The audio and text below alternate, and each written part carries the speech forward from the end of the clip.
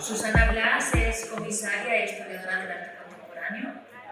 Es desde 1999 guionista del espacio cultural de televisión Metrópolis, que se emite en televisión española, la 2. Ha publicado múltiples y diferentes publicaciones sobre vídeo, feminismos, espiritualidad y arte contemporáneo, revistas, monografías, catálogos, etc. Es activista feminista y comprometida, ¿no?, con esta lucha. Ha recibido el premio MAF de Mujeres en el Arte y las Artes Visuales en 2016 y el premio Blanco, Negro y Magenta en 2017. Ha comisariado innumerables ciclos de vídeo y exposiciones, entre las que podemos destacar vídeos 20 Foto España en 2002, Adolescentes en el Museo Reina Sofía en 2003, Disparos Eléctricos, Vídeo y Feminismo en Montehermoso, Vitoria en 2007, Un Mundo Aparte, Nuevo Videoclip Español en el Instituto Cervantes, Fábulas Problemáticas en Tabacalera, Madrid, Las Formas del Alma en el Instituto Cervantes, Ni la Palabra ni el Silencio, etc. Entre otras muchas cosas. Cuando quieras, Susana, muchas gracias.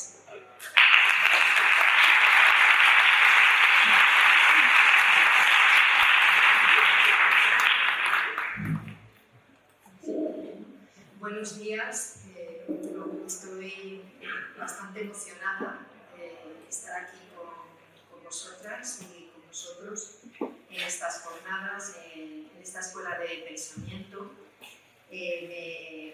Me avisó con bastante tiempo Ruth, y cuando me propuso la idea de venir a hablaros desde mi perspectiva y sobre todo desde una perspectiva cercana y hasta personal, de cuáles eran esas impresiones, ¿no?, que yo podía tener a lo largo del tiempo sobre algunos de los temas que se van a discutir a lo largo de las dos jornadas, ¿no? Algunas ya se han expuesto hasta en la propia presentación primera, ¿no? Hemos hablado de desigualdad, hemos hablado sobre todo de por qué, de preguntas, de cuál es la situación yo os tendería no solo de las mujeres artistas, sino de todas las trabajadoras del arte, ¿no?, estas comisarias, gestoras, lo que estaba comentando antes Ruth. Y cuando me hizo esta propuesta, ya hace bastantes meses, de venir aquí y contaros mi experiencia, me apeteció mucho porque me permitió, y os pasará en alguna ocasión, como plantearte cosas y resumir y anotar impresiones, sensaciones que has tenido a lo largo de tu carrera, y que si no te invitan a hacerlo, pues muchas veces las das por sabidas o no te las planteas, ¿no? En la mesa de presentación se han lanzado algunas de estas cuestiones que son bastante graves, ¿no? Como puede ocurrir una vez más, ¿no?, que haya muchas más diferenciadas, pero luego expongan muchas mujeres individuales. ¿Cómo puede ocurrir una vez más que las mujeres artistas y las mujeres que se dedican a la cultura no solamente les cueste muchísimo desarrollar su labor, sino que sean minoría y estén mucho más precarizadas, etc.? Entonces, todas estas cosas son las que yo me planteé cuando me invitó Ruth a estas jornadas, y estoy por eso muy agradecida de poder compartirlas con vosotras y también de recibir vuestra devolución, en el sentido de cómo las veis y las sentís de esta manera. Me gustaría no ser muy catastrofista, en el sentido de, no sé, adentrarse en estos temas. Si alguien se adentra con un poco, yo creo, de autenticidad y de verdad, pues es duro ver que, pues os diré que una vez hice la prueba de coger una conferencia bastante parecida que yo había leído a principios de los 2000 y que casi la podía leer entera. Hice un juego así un poco performático porque estaba entre amigas y me atreví a sacar el papel y leerlo. Pues os podéis creer que hasta que empezamos a hablar de tecnologías y tal, que obviamente estos 20 años han sido fundamentales y no existían muchas de las cosas que teníamos, la situación en la que estaban estas mujeres, las situaciones de precariedad, las situaciones psicológicas, sociales, económicas, pues eran bastante similares. En un momento determinado dejé de leer y entonces dije, bueno, os estoy leyendo una conferencia del año 2002 o 2001, ¿no? Han pasado 20 años, ¿puedo leer esto otra vez? Aquí pasaba, ¿no? Por ahí va el origen de lo que yo planteé. En esta presentación lo que voy a hacer es abordar en algunas pinceladas algunas problemáticas que surgen a lo largo del desarrollo de la carrera de las mujeres artistas, vuelvo a decir, trabajadoras del arte en general, que también están en los temas de las obras de las artistas. Entonces he acompañado la presentación a veces con imágenes. Esas imágenes no ilustran necesariamente mis palabras, las he puesto más bien como inspiración para esta charla, que fundamentalmente es un intercambio de impresiones y no pretende ni ser nada académico ni nada, digamos, cerrado, sino que está abierto a la discusión y al debate, ¿no? Os decía que quería agradecer la participación, estar en esta universidad, estar en esta escuela de pensamiento, porque eso sí que lo repito, desde que empecé a hacer mis primeros pinitos, los primeros cursos que a lo mejor todas hacemos cuando terminas la facultad y haces tu ponencia, de agradecer hablar en el espacio público. Esto tampoco siempre ni ha sido posible ni es una cuestión menor. Que las mujeres hablemos en el espacio público y de esta manera, con este privilegio con el que yo lo estoy haciendo en este momento, pues siempre es de agradecer y, bueno, acostumbro también por ritual a comenzar así, ¿no? Os comentaba este pequeño juego que yo hice en ese momento de sacar mis notas de principios de siglo y abordarlas en unas jornadas en las que también se planteaba cuál era la situación de las mujeres que se dedicaban al arte, porque la situación sí, obviamente, es una situación seria, importante, y sin embargo parece que siempre nos terminamos enredando en lo mismo, ¿no? A mí me gustaría que hoy, lejos de lanzar una mirada pues, pesimista y en la que decimos, pero bueno, aquí hay algo ¿qué pasa aquí, no? Ponemos todos los medios y al final no conseguimos resolver por qué ocurre esto, os pueda lanzar alguna pista que cada una puede tomar al vuelo y desarrollar o no, de cuáles son, en mi opinión, algunas de las grietas por las que esto, grietas, algunas muy grandes además, más que pequeñas grietas, bueno, pues enormes, digamos, agujeros, ¿no? En los que bueno, pues terminamos cayendo y no porque sea nuestra responsabilidad, sino porque estamos inmersas en un sistema del que es difícil salir, pero en el que también hay que quizá experimentar lo que yo llamaría una suerte de despertar hacia algunas cosas que están ocurriendo, ¿no? Y para ese despertar creo que es importante, y lo voy a decir ahora, pero al final lo entenderéis mejor, el no olvidar nunca el legado, lo que yo llamo el que realmente el legado de otras mujeres no puede ser continuamente buscado, revisitado y conquistado, y para esto la labor de los distintos frentes de la academia de recuperar a las mujeres artistas que trabajaban, de recuperar a las teóricas, de recuperar a los filósofos, no puede caer en saco roto, porque si no, si os dais cuenta, parte de la problemática es como empezar otra vez, ¿no? Incluimos algunas mujeres artistas, pero no todas, o no muchas. Incluimos algunas pensadoras, pero no todas, no muchas. Y yo ya he presenciado, en mi carrera, que tampoco es tan dilatada, pero que sí son de a lo mejor 25 años de una manera como muy intensa, pensando en estas cuestiones, y ya veo varias generaciones repitiendo y haciendo lo mismo. Por ejemplo, desconociendo a muchas artistas porque realmente no se terminan metiendo en el canon, o volviendo a plantearse preguntas que nos las hemos planteado una y otra vez. Aquí pasa algo, ¿no? Que es lo que diríamos. ¿Qué está ocurriendo aquí, ¿no? El título que usé para la conferencia, que es el mismo texto que he puesto en la presentación, habla un poco de, si no lo que voy a hablar, de a lo mejor de lo que me gustaría, ¿no? que fuera al final el tono o el impulso que yo pudiera compartir, ¿no? Digo, cuidados, afectividad y ecoespiritualidad en el arte feminista. Está la palabra arte, está la palabra feminista, que son fundamentales. Luego están los cuidados, puestos en primer término.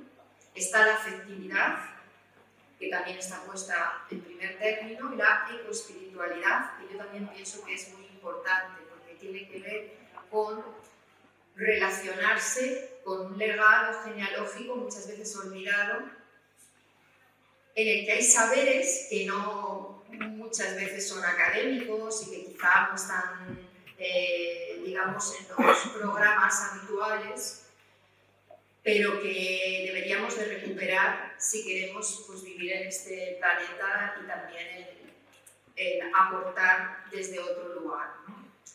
Entonces, como os decía, mi movimiento es pensar en todas estas cuestiones del por qué, no evitando, digamos, afrontar el problema de lleno, ¿no? El por qué ocurren estas cosas, por qué hay poca visibilidad de las mujeres, del arte en general, por qué se repite siempre ese mismo bucle, por qué solamente hay un 20% de mujeres en puestos importantes de museos o de instituciones, por qué cuesta tanto en la academia, por qué hay tanta dificultad para conciliar y para poder desarrollar una vida, digamos, medianamente plena cuando las mujeres se dedican a este campo.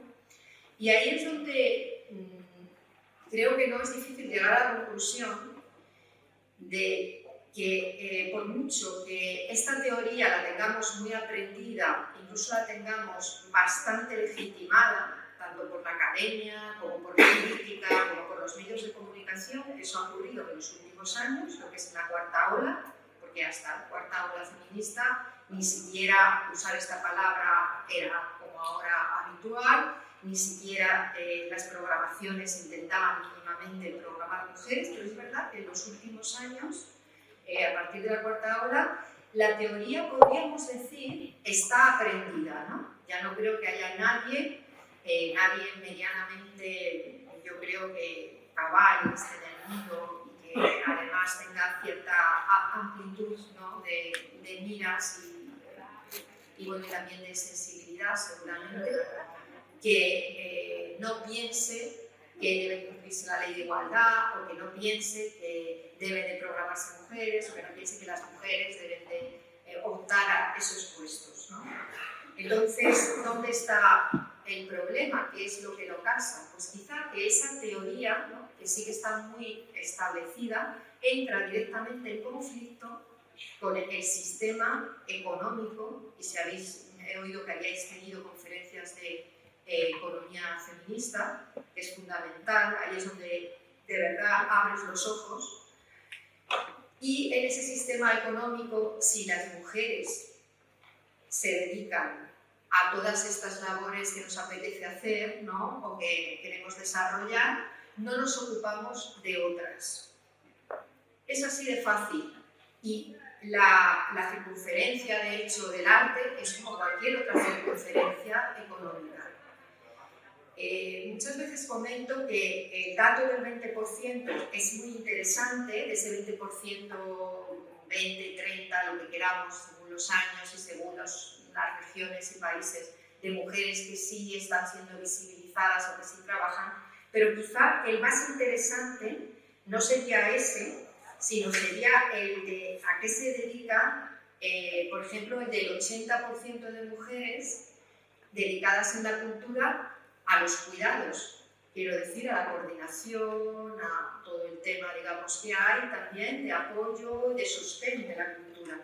Porque ese dato también nos está ofreciendo pistas para ver que si realmente muchas mujeres exponen y muchas mujeres deciden, por ejemplo, hacer una carrera académica de nivel, y si muchas mujeres deciden o optan, porque la decisión aquí ya vemos que es bastante limitada, parece como que falta que todo ese trabajo que se hace de una manera abnegada también en el arte, mal pagada, resignada, y que en muchas ocasiones es también, bueno, pues muy secreta y muy poco reconocida, no se hace. Entonces, cuando uno analiza, por ejemplo, las plazas que hay de conservadoras o las plazas de coordinadora en los museos, pues se da cuenta de la feminización tan grande que hay y puede sacar también esta conclusión, ¿no? Entonces, yo aquí os voy a leer un pequeño texto de lo que he traído también, de lo que he escrito, que está un poquito más, digamos, elaborado. Pero por ahí iría, ¿no? Cuento por qué, si ya está consolidada la presencia de las mujeres en el sistema artístico y contamos con generaciones de licenciadas con las mejores calificaciones y capacidades, e incluso contamos con leyes específicas que obligan a velar por la paridad, los resultados no mejoran. Influyen distintas variables, pero todas parecen confluir en un mismo lugar. Un machismo sistémico enraizado en un sistema económico que necesita a las mujeres para sostener la estructura de cuidados. Unos cuidados que son perceptibles en todas las esferas económicas. Fijémonos en nuestro campo. Si solo un 20% de mujeres dirige un centro de arte contemporáneo o un museo, esa cifra debe ser leída junto a otra. El 80% de los puestos de conservadoras de departamentos, jefas y coordinadoras de exposiciones temporales son mujeres. ¿No será que tal y como ocurre en el mundo global, las mujeres se están ocupando de los cuidados, de ser el abnegado soporte del sistema del arte, y tras tocar la base de la pirámide pone en peligro el modo de producción y consumo capitalista, del que el arte no es una circunferencia más? Porque claro, obviamente un puesto de conservadora o de coordinadora es un puesto también muy relevante y de nivel. No solamente estoy hablando de eso, estoy hablando de, por ejemplo, muchas comisarias o directoras que son coordinadoras porque realmente no tienen opción a ser comisarias y a lo mejor es su deseo. Pero no solamente hablo de eso, hablo del sistema de mujeres que hacen que la población, digamos, masculina pueda desocuparse durante todo el día para optar a hacer esos trabajos de élite. Me refiero a que detrás de muchas de estas personas que a lo mejor están dedicando su carrera a dirigir una institución, pues hay una mujer que está dividiendo su tiempo y dedicando menos tiempo a su carrera para poder sacar a los hijos adelante o para poder cuidar a la madre o para poder pues incluso auxiliar a amigos, colectivos, etc., ¿no? Entonces esta es como la primera idea que os lanzo, ¿no? Que sería la que realmente hay que tener mucho cuidado con pensar que podemos nosotras, con nuestros medios, con nuestra ayuda, con nuestra unión, con nuestra energía, acceder a lo que nos propongamos, porque además ese es un discurso que también está siendo pues de una manera bastante consciente y civilina lanzado, ¿no? Todo depende de ti, todo depende de tus prioridades.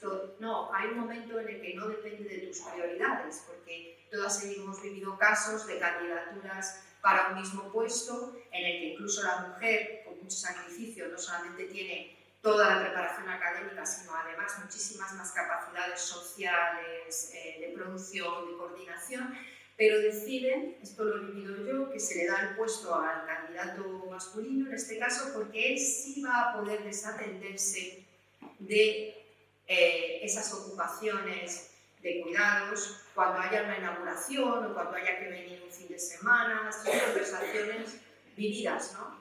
Ya, pero es que si coges a esta mujer, quizá no vamos a tenerla al 100%, cuando realmente esta actitud y esta manera de comportarse en sociedad yo creo que es bastante reprobable, ¿no? Que tú quieras tener a una persona que no cuida a los suyos, que no cuida a la comunidad, que no cuida a sus hijos, que no cuida a su familia, que no cuida a sus amigos, que no le da importancia ni siquiera también a esa parte también privada, ¿no? de la persona, y sin embargo se ve como una cualidad. Si lo miramos con otras gafas y con otros ojos, pues veríamos que quizá ese, desde luego, pues no es el camino, ¿no?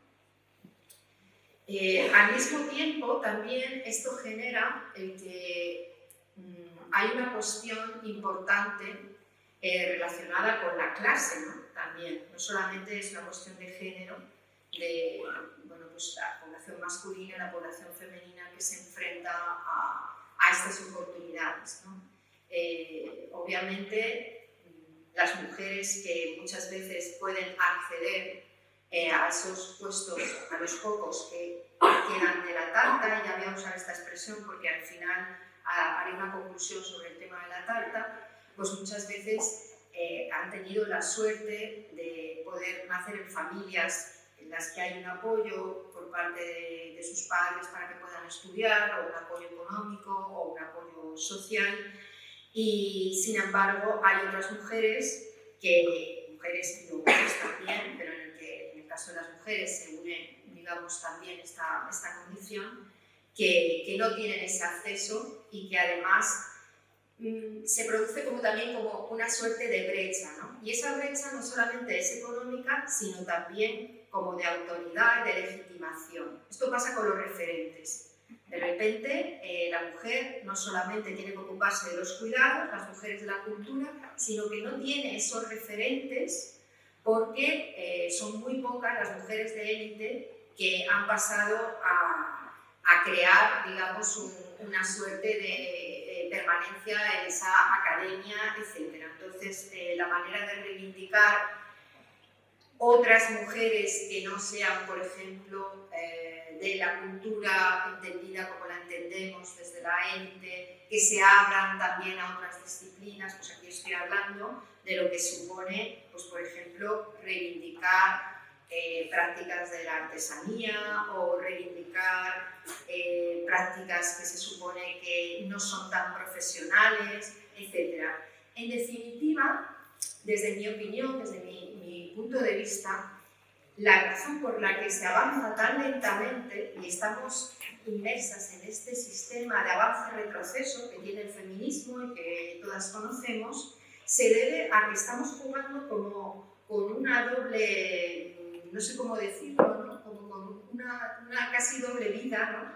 O doble discurso, que por una parte queremos insertarnos en ese sistema y además hay que incluir a las mujeres en la academia, hay que incluir a las mujeres en los museos, hay que hacer que la ley de igualdad se cumpla drásticamente, y de esa manera conseguiremos meter estos números y subir del 20 al 50, pero por otra, y desde el feminismo lo sabemos, ese sistema es un sistema que está podrido. Entonces, esa paradoja hace que el avance sea muy lento desde mi punto de vista. Porque cuando alguien nos pasará, tiene las cosas claras y sabe que quiere estar ahí y además está convencida, a veces no hay tantas trabas, ¿no? Pero al menos, y hablo por mí misma, pero a lo mejor hay alguna otra mujer que también le ocurre lo mismo, a veces una misma no avanza tampoco más, o no consigue tener la energía suficiente, o la voluntad, o la fuerza, o la motivación, porque realmente no cree en que ese sistema basado en el éxito, en la competencia, en la linealidad, en la injusticia, en el clasismo, en el racismo, en el machismo, en la xenofobia, en todos estos males que yo creo que el feminismo y los feminismos de distintos ángulos, de distintas maneras, ha trabajado, el pacifismo, pues claro, ¿cómo vamos a avanzar cuando estamos hablando por una parte de entrar en esa tarta? Ya voy a usar aquí lo que será un poco la conclusión de mi presentación, envenenada, cuando realmente estoy entre quiero y no quiero entrar y comerme el trozo de tarta envenenada o no, o quiero hacer una tarta con otros ingredientes. Y ahí el avance es muy lento. Ya os digo que estoy apuntando solamente, ¿no? Luego, todos estos condicionantes, ¿cómo se puede hablar en general de las cifras, de cuántas mujeres han entrado, las cifras de, hay que ver, de clase, las cifras de ciudad, ruralidad? Es lo mismo haber nacido en Madrid, como es mi caso, aunque fuera, en caso de mi familia, las primeras que íbamos a la universidad, yo y mis hermanas de mi familia, vale, una cuestión de clase, pero yo no tenía la problemática de vivir en un pueblo, estaba en la ciudad, ¿no? Es que no es lo mismo estar en el contexto rural que estar en el contexto de la ciudad. No es lo mismo ser una persona racializada que ser una persona blanca. Todos estos detalles, todos estos aspectos, en esas cifras también se diluyen y también terminan creando una sensación que creo que es muy poco certera, ¿no? Porque sería aún más triste, yo creo, y aún más penosa la fragmentación realmente de ese porcentaje que nos parece escaso desde un feminismo privilegiado y blanco, como desde el que yo estoy hablando, por muy deconstruida en la que yo pueda estar o con muchas intenciones que pueda poner, ¿no? Luego está el tema, para mí también muy importante, de la voz, ¿no? En muchas ocasiones, el problema que también tenemos y nos encontramos, este es otro tema clásico del feminismo, o sea, todos estos temas, veréis que, pues bueno, el enfrentamiento de género, la transversalidad total, el tema de la voz.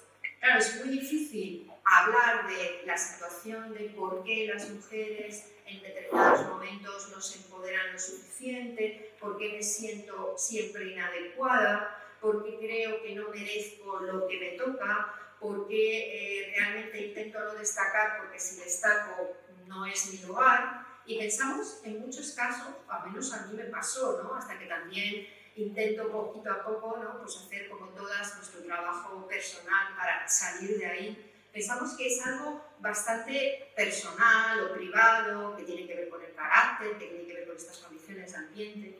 Claro, hay algo muy importante que es el tema de que te nieguen la voz directamente. Que hablar, por eso yo al principio, y lo hago desde que empecé también de jovencita, haciendo las primeras presentaciones, agradezco hablar en el espacio público. Cualquier cosa que la mujer dice es algo que siempre está en entredicho. Y las que estudiéis teoría feminista sabéis que esta es una de las claves para entender por qué a veces nos callamos, por qué a veces hablamos bajito, por qué a veces pensamos que no me voy a exceder, que si no piensan que, etc., ¿no? Entonces, la voz sería también otro aspecto importante, ¿no? La cultura patriarcal, como bien ha analizado la historiadora Mary Beard, ha promovido a lo largo de la historia el silenciamiento de las mujeres y cuando no ha podido acallarnos se ha encargado de invalidar nuestro discurso, de presentarlo como no confiable.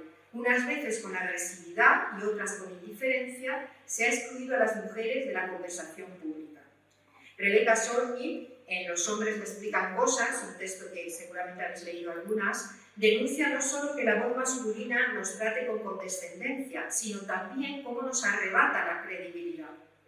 Ella dice, debe haber miles de millones de mujeres en este planeta de 7.000 millones de personas a quienes se les insiste que no son testigos confiables de sus propias vidas, que la verdad no es de su propiedad ni ahora ni nunca. Claro, esto es fundamental, porque esto te atraviesa desde que naces. Y esto te paraliza, esto te impide muchas veces avanzar, ¿no? Por eso digo que son pistas para que cada una se identifique con una. El ejemplo que pone, que conocéis todas porque se cita siempre, pero que es muy interesante en este libro, es cuando Penélope, ¿no? En la Odisea, dice, el proceso empieza en el primer libro cuando Penélope desciende de sus habitaciones privadas al gran salón y encuentra un bardo actuando para la multitud de pretendientes. A ella no le gusta y delante de todos le pide al bardo que cante otra cosa más alegre. Y en ese momento interviene el joven Telémaco, un mico de nada, un niño, que se atreve y le dice a la madre, esto lo añado yo, lo de un mico, Madre mía, marcha a tu habitación y cuídate de tu trabajo, el telar y la rueca, y ordena a las esclavas que se ocupen del suyo. La palabra debe ser cosa de hombres, de todos y sobre todo de mí, de quien es el poder en este palacio. Aquí ya te han callado para siempre. O sea, es que hay una manera bastante clara, ¿no?, de ver cómo cada intento de hablar, de tomar la palabra y que, bueno, pues vivimos y estamos acostumbradas a vivir, ¿no? Como estás en una reunión, estás haciendo tu exposición y de repente no solamente hay un hombre que se pone a explicar lo que estás diciendo, pues si los demás no entienden, sino que o lo rebate o te interrumpe antes. Entonces, claro, analizar esto y que esto forme parte de la educación de los niños y de las niñas para no incurrir en ello o para plantearlo o para verlo o para tener una percepción de que esto existe, pues claro que es muy importante. Si nos preguntamos ¿y por qué ocurre esto? ¿Y por qué todavía estamos aquí? Pues hombre, porque a lo mejor en esas clases en las que hay esa mayoría de alumnas, muchas están silenciadas. Están silenciadas por un sistema que le interesa el silenciamiento. Vuelvo a decir, además esto no es una cuestión de hombres y mujeres, es una cuestión de sistema patriarcal que afecta a hombres y a mujeres. Y hay muchos hombres que esto lo tienen, además, no muchos, pero unos cuantos ya, que lo tienen claro y que intentan hacer desde su lugar lo que pueden, igual que yo creo que también hay mujeres que sintiendo el privilegio de, digamos, de la raza, has hecho un trabajo en el que intentas estar en tu lugar y dejar espacio, o por lo menos dejarlo, todo lo que puedas y callarte y aprender, ¿no? Y eso de las personas racializadas. Y eso está ocurriendo también lo mismo ya con algunos hombres, ¿no? Pero este trabajo, yo creo, sistemático, educativo, de explicar, por ejemplo, el tema de la voz, pues me parece que falta mucho, ¿no? Y está esta obra clásica del vídeo de María Ruido, por cierto, que habla de este tema, ¿no? Del tema de la voz. ¿Qué ocurre? Que otro de los temas del feminismo y otro de los asuntos que es importante también abordar rápidamente es el cuerpo. ¿El cuerpo por qué? Porque todos tenemos cuerpo, pero parece que el cuerpo de la mujer es un lugar especialmente referente en la cultura, porque se ha establecido de modo social o de modo, bueno, pues, arquetípico, en que la mujer también tiene una asociación a lo natural, a realmente a todo aquello que bueno, pues se provee de una manera digamos no cultural o no racional y se ha asociado durante mucho tiempo a lo instintivo, ¿no? Esto, claro, tiene una parte, como todo, muy positiva y muy reivindicativa y tiene también una parte muy castradora. En esa dicotomía también hay que trabajar. Y todo el arte feminista trabaja con esta dicotomía. Trabaja con el tema de, por una parte, buscar unas nuevas aproximaciones a la identidad y al cuerpo de la mujer que habían sido negadas porque la mirada patriarcal era una mirada muy concreta sobre el cuerpo de las mujeres.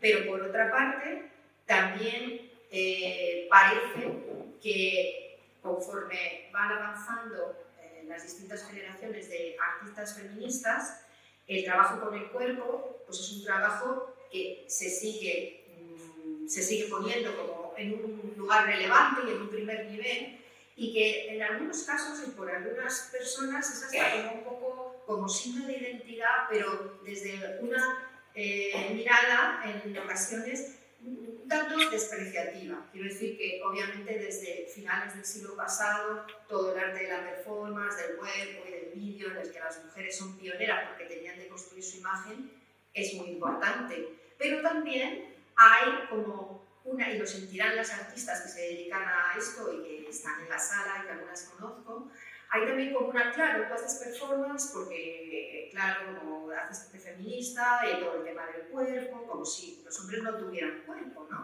no hubieran utilizado el cuerpo, no hubieran hecho un arquetipo de cuerpo, ¿no? También masculino, con unos valores asociados. Y claro, me resulta por eso también interesante abordar no solamente qué cuerpos se presentan por parte de las mujeres artistas, sino cómo se opera esta deconstrucción en la que las mujeres, además, sí que han dado pasos, las mujeres artistas, que han influido a artistas masculinos y a mujeres artistas a lo largo de décadas, precisamente por ese replanteamiento de los signos. Cuando estaba Verónica Rufrias aquí, que luego ya hablará, y me gusta siempre esta acción de ella, ¿no?, en la que estaba como supermamá, abordando ese personaje, ¿no?, de cómo se aborda la maternidad con todas sus complejidades y con todas sus problemáticas. Pero bueno, me interesaba también comentar el tema del cuerpo y también plantear esta fisura o esta grieta en cuanto hasta qué punto el que se piense que este tipo de arte, que está muy asociado a la performance feminista, en algunos momentos puede jugar en contra también. Lo lanzo así. Aquí os iba a citar un tema interesante que aparecía, por ejemplo, en el mismo sentido, por el uso de tejidos, por el uso de artesanía por parte de las mujeres, ¿no? Todo disciplinas que además conectan muchísimo con esa parte que a mí me interesa tanto, ancestral y espiritual, que creo que hay que recuperar de las mujeres.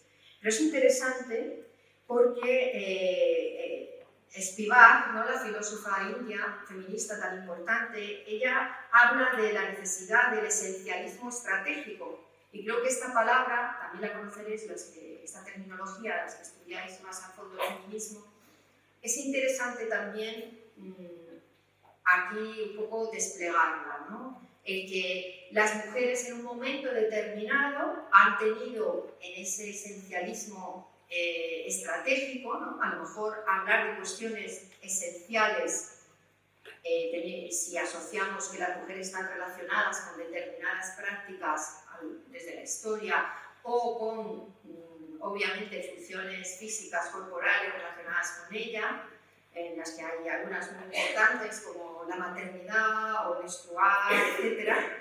Y que todo esto pueda jugar en algún momento en esa búsqueda, ¿no?, de abrirse un territorio más igualitario en contra, pero que sea una etapa intermedia y que luego pues pueda haber mujeres que les interesa esto y a otras que a lo mejor les interese hacer pues el minimalismo más, y lo hay, no sé, algo más estricto, y también lo puedan hacer. Si os hablo también de cuál es mi opinión al respecto, a mí realmente lo que me desagrada bastante es esa obsesión que hay con considerar que todo el universo que tiene que ver con la mujer no es universal. Esto directamente me pone mala. O sea, considero que si hay algo común a todas, a toda la humanidad, a todas las personas, es el parto. Todos hemos sido paridos. Aunque tú incluso no tengas hijos, pero el parto es universal, menstruar es universal. Entonces, quizá el concepto de cómo buscar lo universal, qué es lo universal, la mirada femenina es universal ya en sí misma, pero no solo porque seamos más de la mitad de la población, sino porque son cuestiones que nos atañen a todas las personas, porque digamos estas cuestiones no van a ser universales y va a ser universal, como pasa con la vida de muchos escritores o sus correrías sexuales, y consideramos que esas novelas son universales. Pues yo, sinceramente, a lo mejor no me identifico porque nunca lo voy a vivir, pero es verdad que tengo la capacidad, o al menos las mujeres estamos entrenadas precisamente por esta discriminación, en leerte una novela de Henry Miller y poderte meter hasta en el personaje de él. La incapacidad que sienten algunas personas para leer una novela femenina en la que se describa, por ejemplo, un parto, no poderse incluir, o no poderse identificar, o no poder dialogar con ese personaje femenino tan universal como ese otro personaje que tiene sus correrías masculinas, si os dais cuenta, lógica tiene poca. es más bien una costumbre arraigada en ese machismo sistémico que sitúa lo masculino como lo genérico. Entonces, vuelvo a decir, está bien, por supuesto, quien quiera, y hay que hacerlo, acercarse a todas estas disciplinas que tienen que ver con tradicionalmente el universo femenino o con tradicionalmente cuestiones que han sido denostadas como la artesanía, como los tejidos, como la cerámica, que además, claro, conectan tanto con nosotras, pero no solo por lo femenino, sino por lo colectivo, por el sentido de comunidad, por no buscar un artista genio. Muchas veces conectan por otras razones, mucho más horizontales y más vivenciales. De hecho, la cerámica, depende de las culturas que estudies, pues la desarrollan hombres o la desarrollan mujeres. Pero sí es cierto que este trabajo con el cuerpo tan importante y el replanteamiento del cuerpo está tanto en el arte feminista como en todos los planteamientos teóricos, ¿no? Como en nuestra propia vida cuando nos enfrentamos a nuestro trabajo dentro de las artes, ¿no? Nos planteamos pues, cuestiones como nuestro aspecto físico, todas las mujeres en general, la presión enorme que está sujeta a pues, si vas a estar joven o delgada o no, o cuánto tiempo, cómo vas a ser mirada, cómo vas a ser recibida, ¿no?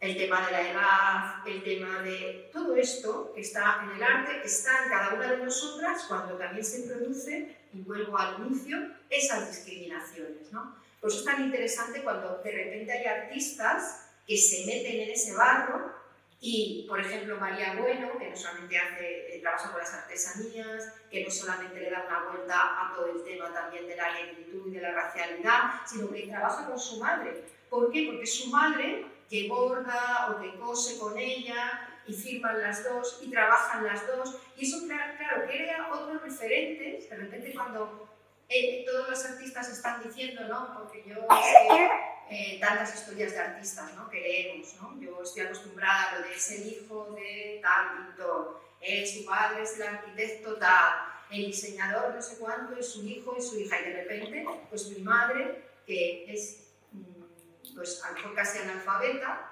en este caso la verdad es que escribe unos poemas maravillosos, Ángeles, la madre de María Bueno, y también cose, pero ese es su referente. Y también es la madre, ¿no? Pero claro, me llamaba mucho la atención porque nunca me había dado cuenta hasta qué punto tenía yo arraigada esa etiqueta, por decirlo así, o ese lugar común de el hijo del arquitecto tal, de familia, y ahora se están reivindicando a las pintoras y a las artesanas y a las diseñadoras que hay detrás, pero no era tan habitual. Otras veces ese cuerpo femenino que tiene que ser perfecto, que si no es perfecto nos estamos planteando en las piezas que no tiene que ser así y una y otra vez, y además está muy bien que se repita, pero a mí me llama la atención que es que nos salimos de hacer una pieza muy parecida a la otra, criticando los estereotipos que de alguna manera castigan el cuerpo de las mujeres o no le dan libertad o no le permiten ser ella misma, ¿no? Entonces, todos los lugares en los que ese cuerpo se muestra, como en esta obra reciente de Marina Vargas, que pasado después de un tratamiento muy fuerte oncológico, ella decide en mármol de Carrara, y esto no es un aspecto menor, hacer una escultura con además ese brazo levantado tan difícil para las mujeres que han tenido esta operación, hacer ese gesto, ¿no? Pues, por ejemplo, esta es una escultura que para mí ya está aportando un poco más, ¿no? Está añadiendo un valor más, ¿no? Está muy bien que sigamos criticando y además, tal y como están ahora mismo las redes sociales, obviamente hay que seguir criticando esa hipersexualización, pues, absolutamente banal, toda la presión que sufrimos con el físico, pero muchas veces dices, parece que estamos viendo las obras de los 60 y 70 y ¿por qué no avanzamos, ¿no? Pues aquí, por ejemplo, hay un trabajo que yo creo que es obviamente deudor también de, por ejemplo, una Hannah Wilke, y de hecho ella, en honor a Hannah Wilke, que también trabajó con el cáncer y se fotografió de esta manera, ha hecho una asociación para todas las mujeres artistas que tienen cáncer que se llama Intravenus, digamos en homenaje a Hannah Wilke. O por ejemplo, artistas que se están también atreviendo a muchas veces pues mostrar aspectos de la maternidad que ni son tan complacientes, ni son, digamos, tan en el fondo o agradables o asimilados, ¿no? Porque a mí me resulta increíble que todo el tema de la conciliación familiar, ¿no? Por llamarla así, sea un problema tan grave y se hagan tantas obras y se hagan tantos trabajos y se denuncie, pero realmente se asuma como algo que es así, y yo creo que, no sé, si sigo haciendo estas cosas y dedicándome a esto, seguramente en 10 años o 20, si no hacemos algo por exigir de una manera más directa cambios o por ir dinamitando, que esa es otra opción que os voy a proponer, poquito a poco y desde lo personal el sistema, nos vamos a ver en 10 años todas repitiendo otra vez este mismo bucle, ¿no? Esta imagen también son de las hermanas artistas Arta Quadrat, que recuperaron toda la memoria de las rapadas, de las mujeres rapadas del franquismo, mujeres que eran realmente, pues, pasaban por todo tipo de vejaciones por sus ideas, que también me parece un trabajo muy interesante y que también yo creo que tiene aportaciones bastante novedosas, ¿no? El hecho de que además ellas sean gemelas, pues le da como una, no sé cómo deciros, pero además como se mezclan y se metamorfosean ellas tanto, Gemma y Mónica, consiguen como que esa voz de un artista hablando y que siempre pues, no deja de tener, como cuando yo ahora, ¿no? Pues hay una cierta parte como de ego, de yo estoy hablando aquí y estoy dando lo que yo pienso, ¿no? Y lo que es, pues ellas en ese doblez consiguen, desde mi punto de vista,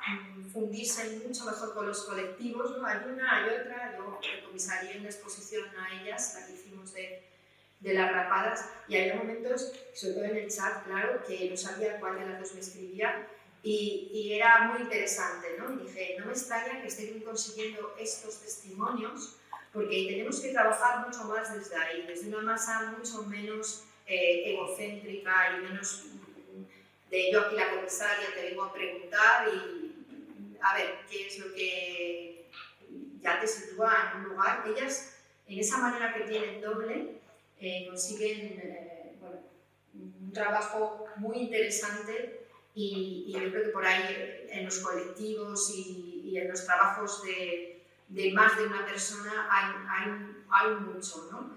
También con el colectivo de asturianas de Of Mothers, ¿no? Que yo creo que también ellas empezaron a trabajar, artistas mujeres, con el tema de la maternidad y cómo realmente es un tema que hay que tratar desde muchísimos puntos de vista, desde muchos aspectos. Ahí también siempre, aparte de mi propia maternidad, me ha gustado reflexionar y hablar con personas que la han vivido de otra manera, pero como estoy un poco confesando cuáles son mis pareceres muy personales y obviamente desde mi pequeña reflexión, sin intentar digamos imponer, ¿no? un único discurso, yo en un momento determinado también fui muy consciente de que en ese sistema que estamos hablando de la esfera de cuidados,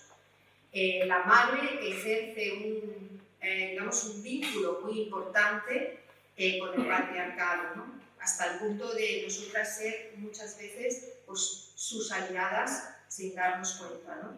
Esto también es un tema bastante trabajado, a quien le interese son todos los discursos de la ruptura del linaje materno, porque es muy duro el tener que romper realmente un entramado en el que tú estás inmersa desde que naces y que llega un momento en el que tú tienes que decidir si quieres transmitirlo como tal o no. Entonces diréis, bueno, ¿en qué consiste, no? Pues consiste en que el sistema también, el sistema capitalista, es muy consciente de que la madre es un elemento fundamental para crear, digamos, obreros cualificados y con el cerebro puesto bien preparado para su sistema. Si todas lo pensamos, pues tú tienes a tus hijos y quieres que estudien, no quieres que no estudien y que no hagan carrera. Entonces se dan cuenta que esa madre que cada día se levanta a las 6 y que eso no está pagado para que su hijo se levante a estudiar, que le prepara todos los días la comida casera, que está ahí, venga ya, el examen, venga ya, el otro título, y que tiene la ropa preparada, y que si está su hijo y su hija mal, están encima. Es un trabajo que es impagable para luego conseguir que esa persona se adhiera y se instale en el sistema, en esas empresas, en la rueda, ¿no? En la misma rueda. Entonces, ¿cómo se rompe eso? Pues no digo que haya que romperlo radicalmente, pero quizás boicoteando un poquito. Pues, por ejemplo, si de repente tu hijo dice, pues yo me quiero ir un año por ahí a viajar con un circo. Estoy diciendo una cosa un poco, pues claro, todas las madres estaríamos medio horrorizadas, ¿no? Uy, Dios mío, mi hijo se quiere ir con un circo. No, mejor a ver qué carrera, vamos a plantearnos algo, yo estaría yo la primera. Claro, ahí estaría el paso. Estoy poniendo un ejemplo muy radical, tampoco hay que exagerar.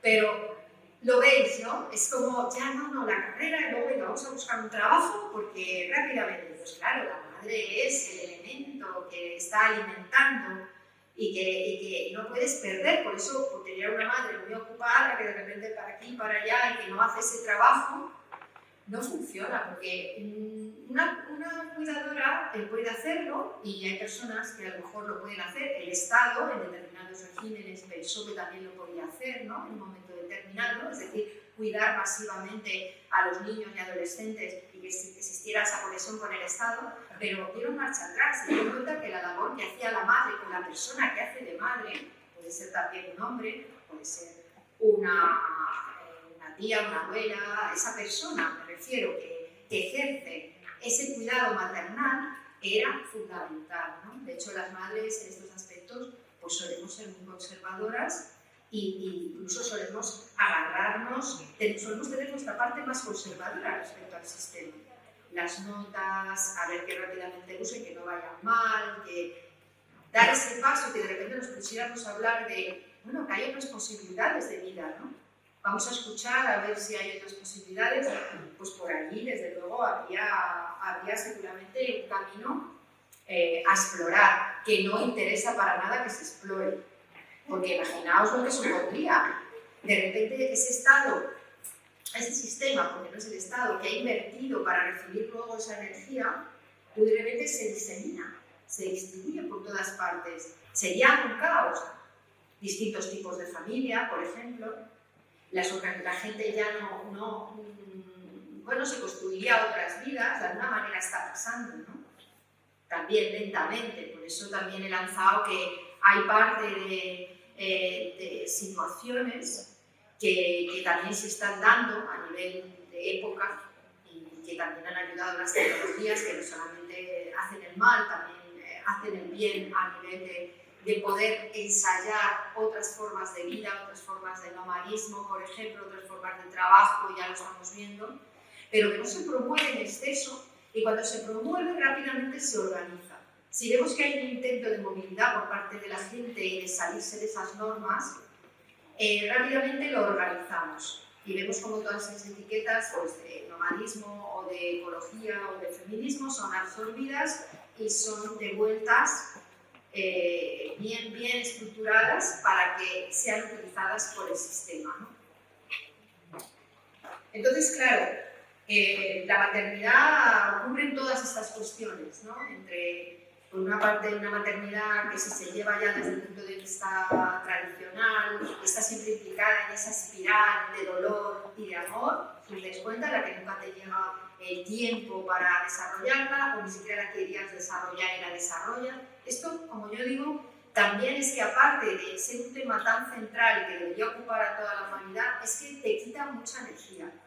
Esto también es un tema importante, junto con el amor romántico, que es otro aspecto también muy tocado por las artistas, no tanto como yo creo que deberían, porque yo creo que es un tema también muy importante, ¿no? El modo en el que el amor se constituye, es decir, la vida amorosa y sobre todo desde el punto de vista romántico, más allá de afectos más complejos, en una necesidad de la vida de las mujeres y por supuesto, de la vida de las mujeres que nos dedicamos a la cultura también. Luego se dan situaciones en las que muchas mujeres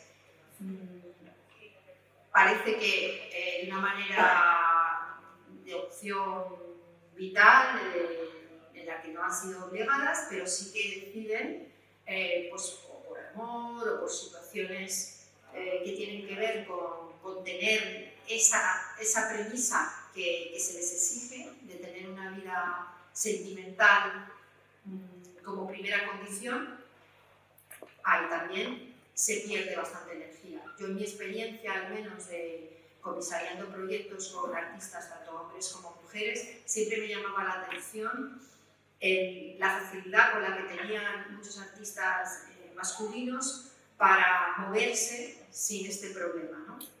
Bueno, pues no tenían en ningún momento que la relación, bueno, pues ya se verá, nos vamos a viajar, muchas veces la compañera iba, ¿no?, al sitio donde iba, y sin embargo en el caso de las mujeres empieza a cambiar, y yo lo celebro muchísimo en las generaciones más jóvenes, y ya me gustaría que así fuera todo el tiempo, pero se daba mucho el que la mujer, bueno, pues sacrificaba de alguna manera sus planes para poder seguir en ese entramado, ¿no? Estaba buscando un texto que escribí sobre este tema del amor romántico, pero bueno, creo que este es de los que mejor se entienden, ¿no? Lo entendemos todas, ¿no? Además, como esa sensación también que tienes continuamente de que no estás equilibrando, de que hay que equilibrar esos dos mundos, que si no se equilibran no estás completa.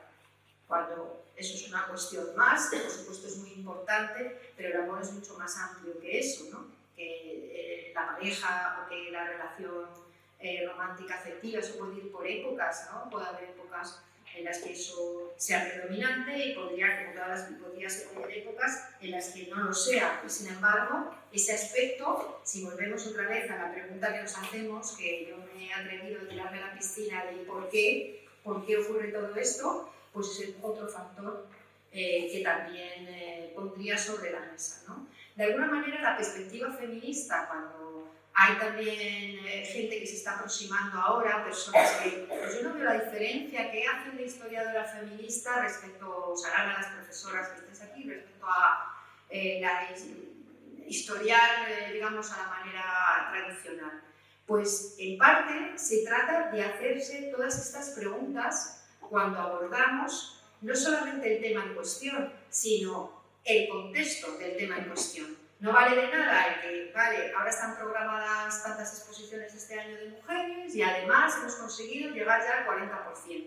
Tendremos desde la perspectiva feminista que preguntar si esas personas están remuneradas, si esas personas no están precarizadas, si esas personas pueden conciliar, si quieren conciliar, cómo están las cargas familiares, si pueden. Entonces ahí ya la perspectiva feminista actúa no como vamos a rellenar ese sistema envenenado y ahora entramos nosotras, ya estamos por fin ahí, sino de una manera, digamos que mucho más completa. Cada vez que, por ejemplo, abordemos una obra y esa obra tenga aspectos alrededor circunstanciales, vivenciales, igual que yo os estoy compartiendo así un poco salvajemente a bote pronto lo que a mí me parece de todo esto y estoy dando una parte de mí, de mis experiencias, pues de la misma manera. Había habido veces que además he tenido sorpresas impresionantes investigando, ¿no? Estaba hace poco, bueno, hace ya unos años, me acuerdo que estaba escribiendo sobre una obra de vídeo de Julia Galán, una artista, la verdad es que maravillosa, de Valencia, y ella tenía un vídeo que hacía una especie de remake o referencia a una película de Samuel Beckett, ¿no? Esa famosa de No Time, de 1970. Bueno, era también una boca que aparecía en medio de una negritud y ella había hecho una versión en la que cambiaba pues, las palabras y lo adaptaba y hacía una pieza, digamos, de contraste. Bueno, pues esto os lo cuento porque investigando qué había alrededor, no de la pieza de Julia, que ella me la había contado y yo conocía todas las circunstancias, sino de la pieza de Beckett, claro, empecé a leer que él había elegido a su actriz fetiche para hacer la boca, esa boca que habla en la negritud y que dice esas palabras, que era Billie Whitelaw. Bueno, pues esa actriz, ya empecé a tirar un poquito del hilo cómo se rodó esa película. Esto sería, por ejemplo, esa investigación que os digo, pues no solamente sufrió unas jornadas increíbles, ¿no? En las que constantemente, pues ve que claro, para que saliera bien y para llegar a término la película, pues eran unas exigencias tremendas. Solamente ponía eso y yo empecé a investigar. ¿Y cómo serían esas exigencias? Voy a investigar.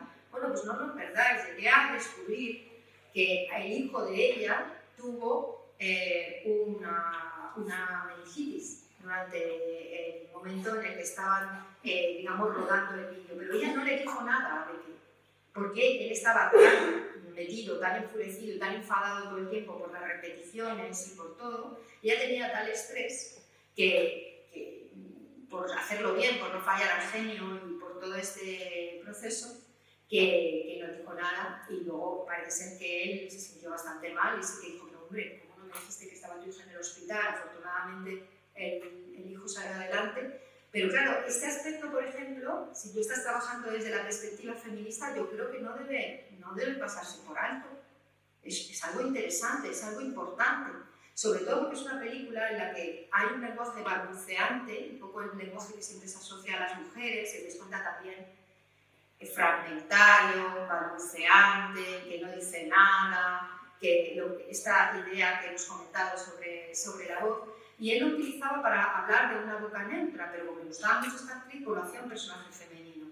Claro, ver esa película desde la perspectiva feminista ahora, sabiendo lo que os he contado y viendo que es una voz femenina, balbuceante, entrecortante, que estaba viviendo ese cuerpo, lo que estaba viviendo, tiene un interés, o puede tenerlo para muchas personas, y añade circunstancias, ¿no? sobre la pieza y sobre lo que se está produciendo, ¿no? En definitiva, todos estos temas, ¿no?, que están en el arte feminista están en nuestras vidas, están en cada una de nuestras carreras, nos han atravesado de un modo muy directo y muchas veces pues, nos han llevado hasta donde estamos para que no salgan esas cuentas, ¿no? Esta es una obra de Consuelo Romero sobre el amor romántico, en el que hace una especie de tournement de la estética del siglo XVIII. Y aquí también esto lo hizo en pleno apogeo del Me Too. Bueno, estaba poniendo aquí porque ya voy a terminar en breve. Esto es de María Bueno. Estas reivindicaciones también nos decía de vivir esas experiencias que a lo mejor no tienen tanto que ver con el análisis racional, con lo que la academia ha aceptado, con los grupos realmente de élite, con dejarles espacio, ¿no? Y ahí es donde estaría esa parte de espiritualidad conectada también con la ecología y que hay tanto escrito y es tan interesante, ¿no? Claro, aquí no se trata de descubrir nada, se trata simplemente de digamos que dar lugar a un montón de experiencias que ya existen y que de alguna manera el arte solamente ha tocado de manera exótica, como exotismo, cuando realmente si una empieza a estudiar también, y por ejemplo no hay que irse más lejos en el siglo XX, el arte del siglo XX y el arte de vanguardia, artistas que estuvieran conectados espiritualmente, que tuvieran inclinaciones hacia la teosofía, hacia pues, hasta incluso el espiritismo, hacia cualquier práctica que a lo mejor les ayudara a inspirarse más allá de lo racional, que era lo habitual. Lo habitual. Siempre cuento que hace poco me contó una artista que el propio Matisse, cuando enfermaba a un amigo, ponía sus cuadros alrededor de la cama para curarle. O sea, no estoy hablando de alguien poco conocido o de un outsider, ¿no? Hay también, quiero decir, unas energías, una manera de entender el arte, la creación, que muchas veces también, bueno, queda relegada también porque es la que, bueno, han desarrollado siempre las mujeres, además a lo mejor mujeres alternativas, o pueblos ancestrales que también están en ese margen, o personas que son consideradas no válidas, o que son consideradas discapacitadas, o que no se les puede sacar tanto rendimiento, ¿no? Volvemos otra vez a la circunferencia, ¿no? ¿Por qué? Porque, claro, aunque sean interesantes para inspirarnos, si realmente no se saca ese rendimiento, pues puede ocurrir que esa rueda ya no funcione. Y eso sí que hay que tenerlo como bastante atado, ¿no? Entonces también lanzo esa pista de mirar hacia ese lugar y sobre todo porque a nivel emocional y personal y de trabajo con una misma, creo que es bueno, pues muy interesante, ¿no? Que te sitúa, más que evadirte, como suele pensar la gente, ¿no? Que piensa que si se hace trabajo espiritual, no, es que yo no quiero evadirme, quiero vivir todo lo contrario. Normalmente te aterriza, ¿no? Porque empiezas a ver las cosas con una claridad que no veías antes, ¿no? Entonces, bueno, hay muchas artistas en esta línea que me han interesado siempre, que me siguen interesando y en las que hay mucha mayoría de mujeres y qué casualidad también que de alguna manera pues, se relega porque todo el conocimiento que no se puede atar bien también es relegado. Hablábamos antes de, sí, hay que entrar en la academia, hay que estar ahí, todas celebramos cuando una compañera consigue, ¿no? Por fin entrar en los departamentos, ¿tal? Pero también hay saberes que no son académicos, como la oralidad y recoger todos esos audios es muy importante. A veces decimos, es que no hay nada de esa experiencia, porque era un artista que no escribía, ya, pero no había nadie que pueda contar nada. ¿Por qué le damos voz a veces a cosas que también son muy peregrinas y que sí nos interesan para documentar con precisión y no va a servir el que ese registro, ¿no? Que a lo mejor viene también incluso de otros trabajos, ¿no? De la arqueología, de la antropología, para poder trabajar en este campo, ¿no? Del arte contemporáneo. Pues también eso, yo creo que cada vez lo tenemos que hacer más, ¿no? No quedarnos en no hay nada. Es que he buscado y no hay ninguna crítica sobre ella. Claro, es que la comunicación, todos los palos que son la educación, las mujeres no estaban en los programas y ha habido que hacer un esfuerzo y aún así mirad cómo son los programas oficiales, todavía en muchos casos, y ya los de los niños pequeños, pues todavía son muy deficitarios y meten mujeres quienes hacen ese esfuerzo, pero ni siquiera, y no solo hablo de mujeres, sino también, digamos, personas racializadas o personas que nunca han estado en el discurso. Eso es la educación, la comunicación. En la televisión, hasta hace muy poco, no se ilustraba una noticia genérica en femenino. Eso todavía lo he vivido yo, que no llevo miles de años, que llevo 20 años en televisión. Recuerdo cuando te fijabas en informativos, cuando iban a buscar para ilustrar pues, un científico, tal, buscar un científico, no una científica. Entonces, claro, eso hace mucho mal en el proceso de identificación. Entonces, ese palo, por supuesto, ahí en los museos se está intentando. Pero claro, como vuelvo a decir, esto yo creo que ya lo hemos repetido y lo tenemos todas muy claro. Luego, por otro lado, hay que buscar, ¿no? Entonces, hace 2 días, cuando estaba preparando la charla, le pedí a esta artista amiga mía que, bueno, tengo la suerte de que a veces me va como ilustrando mi vida. Me manda dibujos que ella piensa que se llama Pilar o suegra y que le mando, sé que está oyendo la retransmisión, y le mando un besito porque le dije, quiero que me hagas un dibujo de esta idea. Y ella me mandó al móvil este dibujo. Entonces, bueno, es el tema que os he contado al principio, ¿no? Yo considero que obviamente tenemos que seguir avanzando en este camino en el que pensamos que tenemos que superar esos porcentajes y parece como que esos porcentajes pues son la clave de todo, pero por otra parte, cuidado, porque no solamente se trata de, por lo menos nos corresponde la mitad de la tarta, ¿no? Porque somos, esto yo lo he oído bastante y yo misma lo digo, ¿no? También, cuidado que la tarta nos toca la mitad por lo menos, ¿no? si no más. Y además, si ya quieres hacer reparaciones, ya no te digo, ya no quedaría nada, pero bueno, por lo menos la mitad. Pero claro, ¿de qué está hecha esa tarta, ¿no? Entonces, eso es lo que yo me planteaba, ¿no? ¿Qué haremos las mujeres del arte si finalmente logramos hacernos con el ansiado 50% de la tarta patriarcal?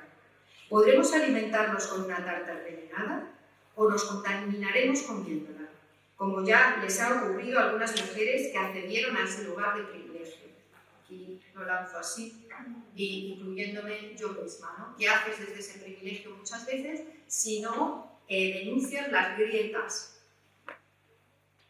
Pasa con los currículums, siempre lo digo. Estás en un jurado, te pasan, no, esta persona de tal a tal no ha hecho nada. Y yo digo, entonces tráela para acá, buena señal, eso es que ha cuidado, tráela para acá. Cuando, por ejemplo, esas lagunas de un currículum se lean así, porque un artista, si a ti te interesa un artista y tú estás hablando con ella y estás viendo su obra y tiene unas piezas impresionantes y un trabajo y un desarrollo impresionante, ¿por qué te va a interesar de esa manera que en esa década no tiene nada? ¿No habría que preguntar, quizás estaba cuidando a su madre, o quizás estaba pasando por una enfermedad, o quizás estaba criando a sus hijos como pasa en tantos currículums? Pues, por ejemplo, este sería un acto desde esa grieta que os digo, sería tráemelo para acá, como yo, esta me interesa. No lo contrario, uy, esta, mira, no tiene nada aquí, ¿no? Entonces, nuestro papel es doble. Por una parte, exigir que las mujeres formen parte de ese sistema establecido y yo añadiría que con una mirada siempre crítica y bien despiertas, ¿no? Para ir creando bueno, pues esas transformaciones. Y al mismo tiempo, trabajar juntos en la creación de un sistema diferente, una tarta cocinada con buenos ingredientes, con los valores de los que las mujeres y los feminismos pueden sentirse orgullosas. El pacifismo, la horizontalidad, la empatía, el amor, cuestiones que claro suenan así como muy cursi, pero que son la clave para cualquier proyecto, digamos, de futuro en relación a la creación y en relación a todo, ¿no? Entonces, bueno, aquí lo voy a dejar. He intentado sobre todo contestar a esa pregunta, ¿no? Que hablando con Ruth, pues nos planteamos cómo las mujeres, cómo nos podemos cuidar, cómo podemos avanzar, qué está pasando, por qué otra vez vuelvo a leer la misma conferencia. Os digo, es que saqué la misma y la leí y dije, esto no puede ser, no puedo volver en el 2030 a leer la misma. Tendremos que haber orquestado algo para que esto no ocurra, ¿no? Entonces, bueno, pues muchas gracias a todos.